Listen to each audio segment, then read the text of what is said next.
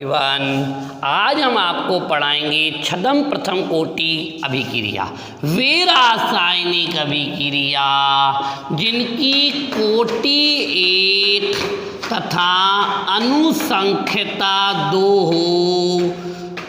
कोटि एक तथा अनुसंख्यता दो हो छदम प्रथम कोटि अभिक्रिया कहलाती हैं।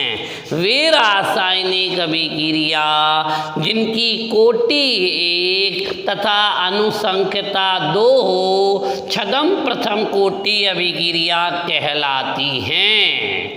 उदाहरण हैं CH3COO C2H5। कौन है ये? C2H5 होता है एथिल एसीटेट।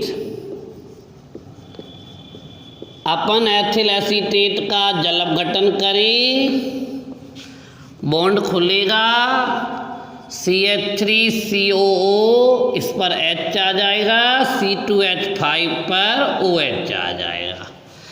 एथिल एसीटेट का जब अपन जल अपघटन करते हैं, उपरोक्त अभिक्रिया का जो वेग है वो एथिल एसीटेट की सांद्रता पर तो निर्भर करता है, पर जल की सांद्रता पर निर्भर नहीं करता। एथिल एसीटेट की सांद्रता पर तो निर्भर करता है, जल की सांद्रता पर निर्भर नहीं करता।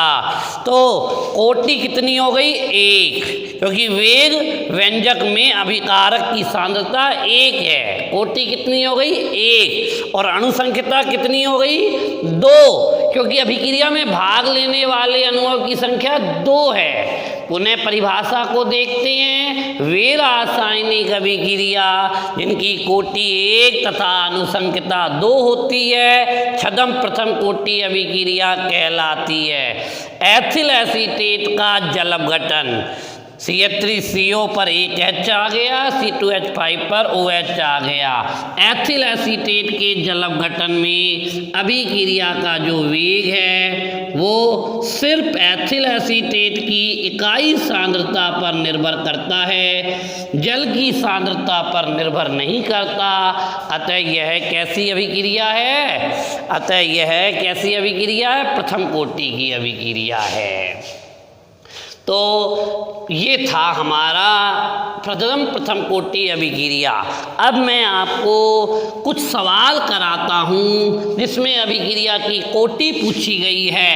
पहला हिस्सा है वेग बराबर के ए की घात हाफ बी की घात 3/2 और इसी का दूसरा हिस्सा है वेग बराबर के ए की घात 3/2 और बी की घात -1। मैं पुनः आपसे कुछ कहना चाहता हूँ।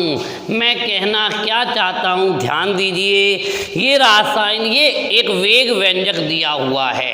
पेपर में प्रश्न आएगा यदि किसी अभिक्रिया का वेग व्यंजक वेग बराबर के ए की घात 1/2 बी की घात 3/2 तो अभिक्रिया की कोटि ज्ञात कीजिए। तो कोटि कैसे निकालोगे?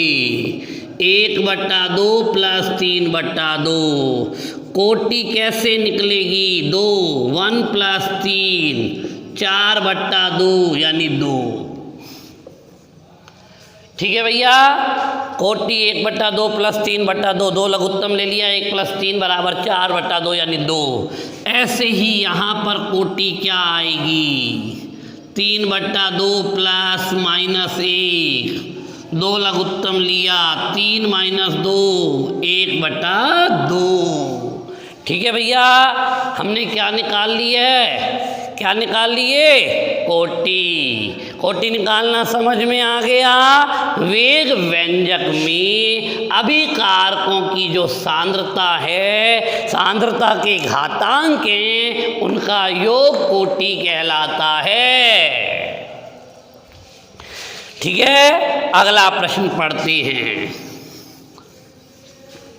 PT की सतह पर NH3 का अपघटन एक शून्य कोटि की अभिक्रिया है। PT की सतह पर NH3 का अपघटन शून्य कोटि अभिक्रिया है। ठीक है, तो वेग स्थिरांक दिया हुआ है 2.5 गुना 10⁻⁴ mole litre inverse second inverse, mole litre inverse second inverse. तो क्या पूछी जाए, पीटी की सतह पर NH3 का अपघटन एक शून्य कोटि की अभिक्रिया है जिसका वेग स्थिरांक 2.5 गुना 10⁻⁴ mole litre inverse second inverse है। तो N2 के उत्पादन की दर और H2 के उत्पादन की दर ज्ञात करनी है। उत्पादन की दर ज्ञात करो। सबसे पहले अमोनिया का अपघटन की क्रिया लिखेंगे। 2 अणु काम आएंगे, 2 अणु काम आएंगे।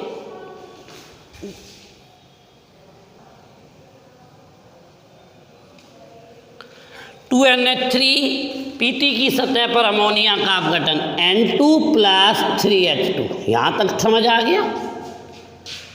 उपरोक्त मैं नहीं कह रहा, प्रश्न कह रहा है उपरोक्त अभिक्रिया का वेग शून्य कोटि का है, यानी NH3 की सांद्रता पर निर्भर नहीं कर रहा, NH3 की शून्य घात पर निर्भर कर रहा है।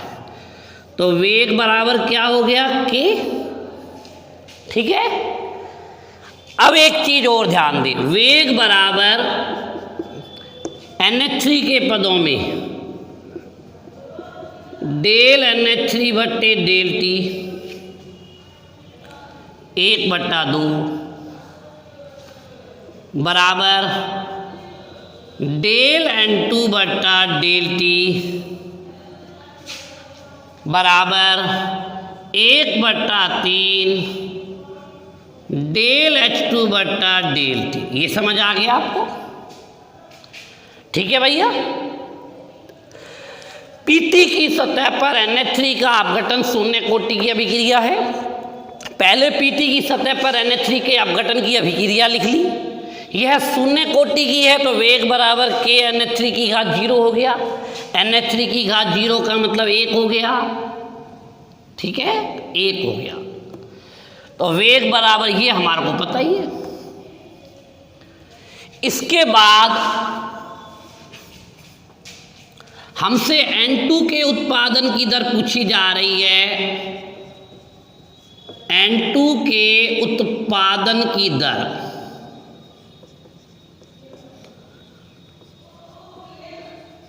डेल N2 बट्टे डेल T बराबर K। देखो डेल N2 बट्टे डेल T बराबर वेग और वेग बराबर K बराबर वेग बराबर K। तो डेल N2 बट्टे डेल T बराबर K का मान रख दिया 2.5 गुना 10⁻⁴ mole litre inverse second inverse. ठीक है, फिर H2 के उत्पादन की दर पूछी जा रही है।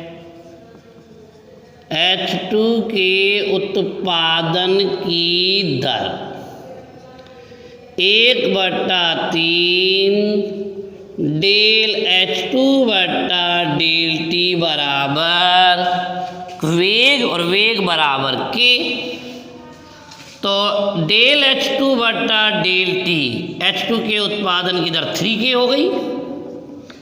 3 गुना 2.5 गुना 10⁻⁴ 7.5 गुना 10⁻⁴ हो गई, यानी mole litre inverse second inverse हो गया। ठीक है भैया, बिल्कुल आपके समझ आ जाना चाहिए। बहुत सीधा सा प्रश्न मैंने अभी अभी आपको कराया है। ठीक है, Pt की सतह पर NH3 का अपघटन एक शून्य कोटि की अभिक्रिया है।